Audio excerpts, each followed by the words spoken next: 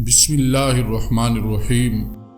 شروع کرتا ہوں اللہ کریم کے بابرکت نام سے جو ظاہر اور چھپی ساری کائناتوں کا اکیلا خالق اور مالک ہے۔ حقوق، ذات، صفات اور صفات کے تقاضوں میں کوئی اس کا شریک نہیں اور نہ ہی وہ شرکت کو جائز رکھتا ہے۔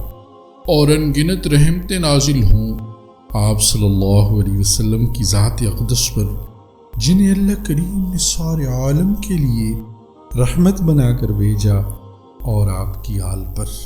حضرت رابعہ بصریہ کے پاس مہمان آ گئے۔ کھانے کا وقت ہو گیا۔ خادمہ سے پوچھا کچھ کھانے کو ہے؟ اس نے کہا نہیں۔ کہنے لگی اچھا، اللہ نے مہمان بھیجے ہیں تو کھانا بھی بھیج دے گا۔ تھوڑی دیر کے بعد دروازے پہ دستک ہوئی۔ باہر سے ایک آدمی نے کہا کھانا لایا ہوں۔ خادمہ نے جا کر کھانا پکڑا اور لے آئی۔ پوچھا کتنی روٹیاں ہیں؟ اس نے کہا جی 9 روٹیاں ہیں۔ حضرت رابعہ کہنے لگی مہمان 10 ہیں اور روٹیاں 9 ہیں، یہ میری نہیں ہے، کسی اور کی روٹی ہے، واپس لے جاؤ۔ خادمہ نے جا کے واپس کر دی۔ تھوڑی دیر کے بعد پھر کسی نے دروازہ کھٹکھٹایا۔ پوچھا تو بتایا کہ کھانا لایا ہوں۔ فرمایا روٹیاں گنو۔ روٹیاں گنی تو پوچھا کتنی ہیں؟ کہا 9۔ فرمایا یہ میری نہیں ہے، جا کے واپس دے آؤ۔ تیسری مرتبہ پھر ایسا ہی ہوا۔ کہا روٹیاں گنو۔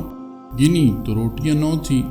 حضرت رابعہ نے فرمایا کہ واپس کر آؤ، یہ میری نہیں ہے۔